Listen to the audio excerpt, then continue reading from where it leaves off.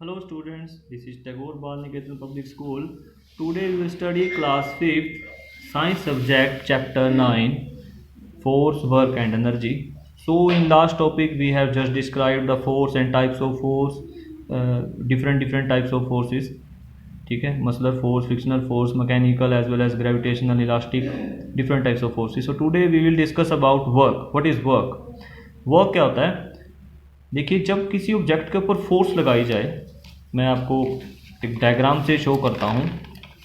Late करते हैं ये यहाँ पे एक ऑब्जेक्ट पड़ा है, ठीक है, उसका कोई भी साइज़ हो सकता है, कितना भी उसका वेट हो सकता है, और वो कर मान लीजिए ये ग्राउंड है, ग्राउंड के ऊपर पड़ा है ये ऐसे. इसके ऊपर इस तरफ से फोर्स अप्लाई करते हैं, ठीक है, फोर्स अप्लाई कर दी. फोर्स अप्लाई करने के बाद ये क्या होगा? पहले तो ये हिलेगा नहीं. जब हम थोड़ा सा और फोर्स लगाएंगे, ज़्यादा लगाएंगे, तो ये हिल जाएगा, और हिलने के बाद ये मान लीजिए यहाँ पे चला गया. हमने इसको डिस्प्लेस कर दिया यहाँ से यहाँ तक. तो इसने क्या किया, ये डिस्टेंस कवर कर लिया, इतना सा डिस्टेंस इसने कवर कर लिया, यहाँ से ये यहाँ पे चला गया. तो जब फोर्स लगने के बाद एक ऑब्जेक्ट अपनी पोजीशन को चेंज कर दे, तब हम क्या बोलेंगे कि वर्क डन हो गया है. Work done, the work is done, the work is done by the force, this force. ये फोर्स इस ऑब्जेक्ट के ऊपर लगी और ये ऑब्जेक्ट यहाँ से यहाँ पे चला गया, तो हम बोल रहे हैं कि वर्क डन इज़ कंप्लीटेड, कि वर्क डन हो चुका है. तो वर्क डन की सिंपल डेफिनेशन क्या बनेगी अगर यहाँ से देखा जाए? तो वर्क डन बनेगा कि जब हम किसी बॉडी को पुश करते हैं या पुल करते हैं और वो बॉडी अपनी जगह से डिस्प्लेस होकर दूसरी जगह पे चली जाए, तो वहाँ पे हम बोल देते हैं कि वर्क इज़ डन. ठीक है, the work is said to be done when the force is applied on a body and it moves in the direction of force. ऐसे ही बोल सकते हैं कि जब वर्क को तब हुआ मानते हैं कि जब एक फोर्स अप्लाई की जाए किसी बॉडी के ऊपर और वो बॉडी डिस्प्लेस हो जाए. डिस्प्लेस मतलब मूव कर जाए उसी डायरेक्शन में जिस डायरेक्शन में हमने फोर्स लगाई. जैसे इस डायरेक्शन में हमने फोर्स लगाई थी, इस डायरेक्शन में ऐसे करके, तो ये बॉडी इसी तरफ गई है ना ऐसे, तो उसी डायरेक्शन में जिस तरफ फोर्स लगाई थी उसी डायरेक्शन में बॉडी मूव कर गई, तो हम बोलेंगे कि वर्क इज़ डन. जैसे एक बुक टेबल पे पड़ी है और आपने फोर्स लगाई और बुक मूव कर जाती है, ठीक है, कुछ डिस्प्लेस हो जाती है किस डिस्टेंस तक, तो हम बोलेंगे कि work is done. Work is done on the book, work is done on the book, and work is done by the force. Which force? The force we have pushed the object. लेट करते हैं ये book है, तो हमने जिस force से push किया वो है फोर्स जिसने वर्क किया. और किसके ऊपर वर्क हुआ? इस बुक के ऊपर वर्क हुआ, क्योंकि यहाँ से यहाँ पे मूव कर गई, डिस्प्लेस हो गई, तो इसको वर्क बोलते हैं. ओके, नेक्स्ट पार्ट इसमें आता है एनर्जी का. एनर्जी क्या होती है? एनर्जी बड़ा इंटरेस्टिंग फैक्ट है. एनर्जी और वर्क बच्चों सेम होता है एक्चुअल में, क्योंकि किसी बॉडी के पास जितनी एनर्जी है वो उतना ही वर्क कर पाएगी. या फिर ऐसे बोल सकते हैं, अगर जिस बॉडी ने जितना वर्क किया तो उसमें उसकी उतनी एनर्जी खर्च हुई होगी. जैसे हम खाना खाते हैं, खाना खाने के बाद हम वर्क करते हैं, सारा दिन घूमते हैं, पढ़ते हैं, ठीक है, खेलते हैं, और फिर हमारी एनर्जी डाउन हो जाती है. मीन्स हमें खाने की दोबारा ज़रूरत पड़ती है, फिर हम खाना खा के फिर चार्ज हो जाते हैं, फिर एनर्जी आ जाती है, फिर वर्क कर देते हैं, ठीक है, फिर वर्क में उसको एक्सपेंड कर देते हैं, खर्च कर देते हैं. मीन्स जितनी एनर्जी हम डाल रहे हैं उतना वर्क कर रहे हैं.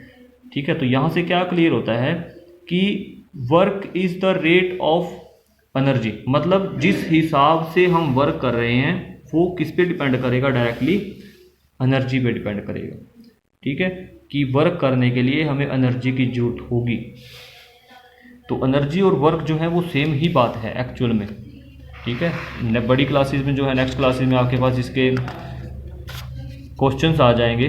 ठीक है, तो हम इसको डिफाइन कैसे करेंगे कि the ability of doing work, या ऐसे बोल दीजिए, energy is defined as the ability of a body to do work. कि वर्क करने की एबिलिटी को ही हम क्या बोलेंगे? एनर्जी. एबिलिटी क्यों है? क्योंकि जब तक एनर्जी नहीं होगी हम वर्क करने के एबल नहीं होंगे.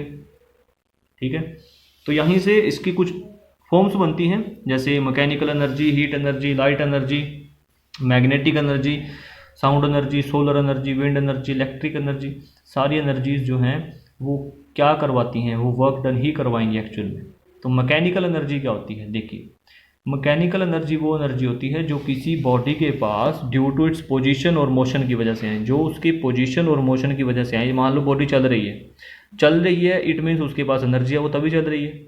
या एक बॉडी को पोजीशन है, पोजीशन जैसे डैम में खड़ा हुआ पानी है, तो डैम में बहुत ऊपर पानी है और वो खड़ा है, तो उसकी पोजीशन की वजह से उसके पास एनर्जी है. वो एनर्जी जब पानी निकलेगा तो वो कुछ कुछ भी इफेक्ट कर सकता है, वो ऊपर से गिरेगा, टरबाइन घुमा सकता है, कुछ भी कर सकता है, ठीक है, भाग सकता है और अपने रास्ते में पड़े रुकावटों को उखाड़ सकता है, पेड़ उखाड़ सकता है। तो वो एनर्जी ही है जिसकी वजह से वो वर्क डन कर सकता है। तो ऐसी पोजीशन और मोशन की वजह से जो एनर्जी आती है उसको मैकेनिकल एनर्जी बोलते हैं।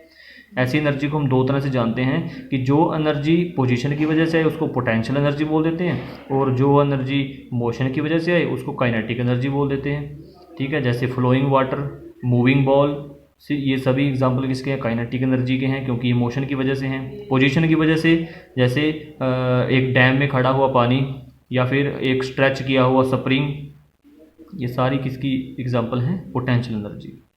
नेक्स्ट है हीट एनर्जी। एनर्जी जो है वो हीट की फॉर्म में भी होती है। आपने आग देखा होगा, आग जो है क्या करती है, हॉटनेस, गर्माहट पैदा करती है, मींस हीट बनाती है। हीट की वजह से वो पानी गर्म कर देती है, चाय गर्म कर देती है, जिसकी वजह से उसके अंदर जो मॉलिक्यूल्स होते हैं वो उबलने लगते हैं, उछलने लगते हैं। वो एनर्जी आ गई उनके पास, तभी तो पानी उछल के ऊपर निकल जाता है, बर्तन में से बाहर भी आ जाता है कई बार, क्योंकि उसके पास एनर्जी आ गई है, अब वो वर्क डन कर चुका है, ठीक है। तो ऐसी एनर्जी को क्या बोलेंगे हम, हीट एनर्जी। नेक्स्ट है लाइट एनर्जी। लाइट एनर्जी जो है वो किससे रिलेटेड है, रोशनी से, लाइट से। जो एनर्जी लाइट की फॉर्म में बाहर निकलती है उसको लाइट एनर्जी बोलते हैं। जैसे सन की एनर्जी जो होती है, या जो स्टार्स की एनर्जी होती है, बल्ब, टॉर्च, जितनी भी एनर्जी है ये सारी लाइट एनर्जी है। Magnetic energy. Magnetic energy magnet से रिलेटेड है, क्योंकि एक मैग्नेट जो है दूसरे मैग्नेट को अट्रैक्ट कर लेता है, आयरन के पीसीज को अट्रैक्ट कर लेता है, हैवी ऑब्जेक्ट्स को उठा लेता है। बड़े मैग्नेट होते हैं जो हैवी ऑब्जेक्ट्स को, जैसे आयरन के, कोबाल्ट के, निकल के ऑब्जेक्ट्स होते हैं, उनको ऊपर उठा लेते हैं वो मैग्नेट्स, ठीक है। तो उनके पास एनर्जी है तभी तो उठाया है। वो कौन सी एनर्जी है, वो मैग्नेटिक एनर्जी है। समझ आ रही है बात। ऐसे ही साउंड एनर्जी। साउंड एनर्जी किसकी वजह से आएगी, साउंड की वजह से आएगी। जैसे आपने कई बार देखा होगा हमारे आसपास जो है कई बार बड़ा साउंड पैदा होता है, डीजे चल रहे होते हैं, ठीक है, जिससे हमारे कान में सेंसेशन पैदा हो जाए, सेंसेशन प्रोड्यूस हो जाए, उसी को हम साउंड बोलते हैं एक्चुअल में। तो साउंड जो है वो म्यूज़िकल इंस्ट्रूमेंट का भी होता है, सितार, गिटार, वायलिन वगैरह सबका जो है एनर्जी वो साउंड एनर्जी होती है।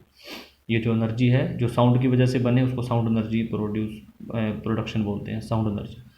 नेक्स्ट है सोलर एनर्जी। सोलर एनर्जी जो है हीट एनर्जी से ही रिलेटेड है, बट ये स्पेशल इसका नाम दे दिया सोलर बिकॉज ये सन से जो एनर्जी निकलती है उसको सोलर एनर्जी बोलते हैं।